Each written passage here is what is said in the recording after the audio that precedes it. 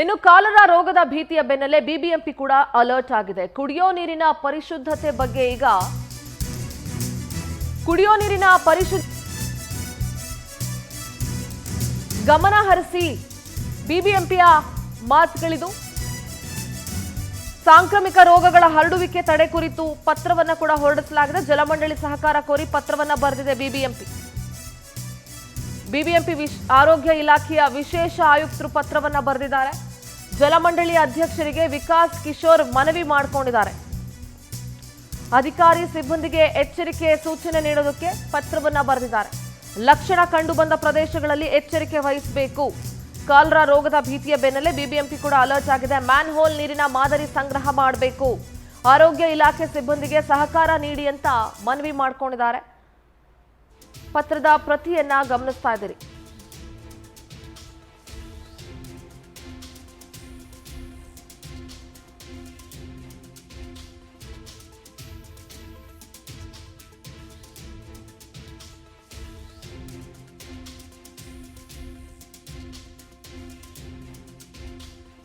ನಾವು ಪ್ರತಿನಿಧಿ ಸುಷ್ಮಿತಾ ನೇರ ಸಂಪರ್ಕದಲ್ಲಿ ಜಾಯ್ನ್ ಆಗ್ತಾ ಇದ್ದಾರೆ. ಸುಷ್ಮಿತಾ, ಬೆಂಗಳೂರಿನಲ್ಲಿ ಒಂದ್ ಕಡೆ ಸಿಕ್ಕಾಪಟ್ಟೆ, ಬೆಂಗಳೂರು ಅಂತಲ್ಲ ಎಂಟೈರ್ ಸ್ಟೇಟ್ ಅಲ್ಲೇ ಬಿಸಿಲಿನ ತಾಪಮಾನ ಜಾಸ್ತಿ ಇದೆ. ಅದರಲ್ಲೂ ಬೆಂಗಳೂರಿನಲ್ಲೂ ಕೂಡ ಒಂದ್ ರೀತಿ ಬೆಂಗಳೂರು ಬಿಸಿಲು ಯಾವಾಗ್ಲೂ ಇರಲ್ಲ, ಆದ್ರೆ ಈ ಬಿಸಿಲಿಗೆ ಜನ ಹೈರಾಣಾಗಿ ಹೋಗಿದ್ದಾರೆ. ಈ ಬಿಸಿಲಿನ ಬೇಗೆಯ ಬೆನ್ನಲ್ಲೇ ಕಾಲರಾ ಆತಂಕ ಕೂಡ ಜನರಿಗೆ ಇವಾಗ ಆವರಿಸ್ಕೊಂಡಿದೆ. ಕಾಲರಾ ಆರಂಭ ಆಗ್ತಾ ಇದೆ. ಈಗ ಆಲ್ರೆಡಿ 9 ಜನರಲ್ಲಿ ಕಾಣಿಸ್ಕೊಂಡಿದೆ.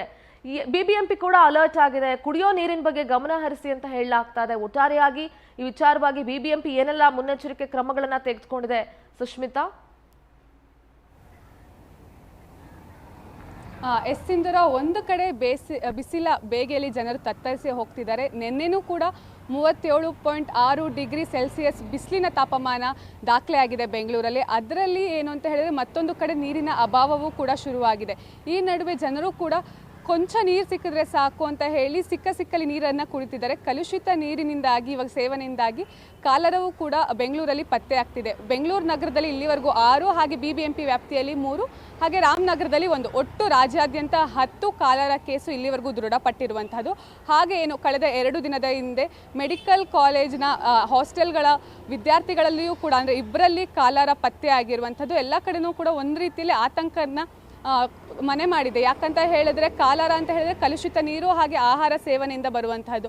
ಈಗ ಒಂದು ಕಡೆ ನೀರಿನ ಅಭಾವ ಶುರುವಾಗಿದೆ. ಹಾಗಾದರೆ ನಾವು ಕುಡಿಯುವಂತಹ ನೀರು ಎಷ್ಟರ ಮಟ್ಟಿಗೆ ಶುದ್ಧವಾಗಿದೆ ಅಂತ ಹೇಳಿ ಈಗ ಬಿಬಿಎಂಪಿ ಜಲಮಂಡಳಿಗೆ ಒಂದು ಪತ್ರವನ್ನು ಬರೆದಿರುವಂಥದ್ದು. ಅಂದರೆ ಪ್ರತಿಯೊಬ್ಬರ ಮನೆಗೂ ಕೂಡ ಕಳಿಸುವ ನೀರು ಎಷ್ಟರ ಮಟ್ಟಿಗೆ ಶುದ್ಧವಾಗಿದೆ, ಅದರಲ್ಲಿ ಯಾವೆಲ್ಲ ಅಂಶಗಳು ಕೂಡಿದೆ ಅಂತ ಹೇಳಿ ತನಿಖೆಯನ್ನು ಮಾಡಿ ಅಂತ ಹೇಳಿ ಜಲಮಂಡಳಿಗೆ ಈಗ ಬಿಬಿಎಂಪಿ ಮನವಿಯನ್ನು ಮಾಡಿರುವಂಥದ್ದು. ಅದ್ರ ಜೊತೆಗೆ ಏನು ಅಂತ ಹೇಳಿದ್ರೆ ಆರೋಗ್ಯ ಇಲಾಖೆಯು ಕೂಡ ಅಲರ್ಟ್ ಆಗಿದೆ. ಯಾಕಂತ ಹೇಳಿದ್ರೆ 10 ಕಾಲರಾ ಕೇಸು ಇವಾಗ ರಾಜ್ಯದಲ್ಲಿ ಪತ್ತೆ ಆಗಿರೋದ್ರಿಂದ 10 ಅಂದರೆ ಯಾವೆಲ್ಲ ಮೂಲಗಳಿಂದ ಇವರಿಗೆ ಏನು ಕಾಲರಾ ಬಂತು ಆ ಒಂದು ಏರಿಯಾದಲ್ಲಿರುವಂತಹ ನೀರಿನ ಸ್ಯಾಂಪಲ್ಸ್ಗಳನ್ನ ಟೆಸ್ಟ್ ಮಾಡಲಾಗ್ತಾ ಇದೆ. ಅದ್ರ ಜೊತೆಗೆ ಏನು ಮೊನ್ನೆ ಮೆಡಿಕಲ್ ಕಾಲೇಜಿನ ಹಾಸ್ಟೆಲ್ನಲ್ಲಿ ಕಂಡು ಬಂದಿರುವಂತಹ ಕಾಲರಾ ಕೇಸು ಅಂದರೆ ಕೆಲವರಿಗೆ ಗ್ಯಾಸ್ಟ್ರಿಕ್ಕಿಂದ ಬಂತು, ಫುಡ್ ಪಾಯ್ಸನಿಂದ ಅವರೆಲ್ಲ ಅಡ್ಮಿಟ್ ಆಗಿದ್ದಾರೆ ಅಂತ ಹೇಳಲಾಗ್ತಾ ಇದೆ. ಅದರಲ್ಲಿ ಯಾವೆಲ್ಲ ಅಂಶದಿಂದ ಅಂದರೆ ಇವಾಗ ಮೆಡಿಕಲ್ ಕಾಲೇಜಿನ ನೀರು ಆಗಿರ್ಬೋದು, ಅಂದರೆ ಜಲಮಂಡಳಿಯ ನೀರಾಗಿರ್ಬೋದು, RO ನೀರುಗಳಾಗಿರ್ಬೋದು, ಬೋರ್ವೆಲ್ ನೀರು, ಎಲ್ಲ ನೀರನ್ನು ಕೂಡ ತನಿಖೆಗೆ ಕಳಿಸಿರುವಂತಹದ್ದು.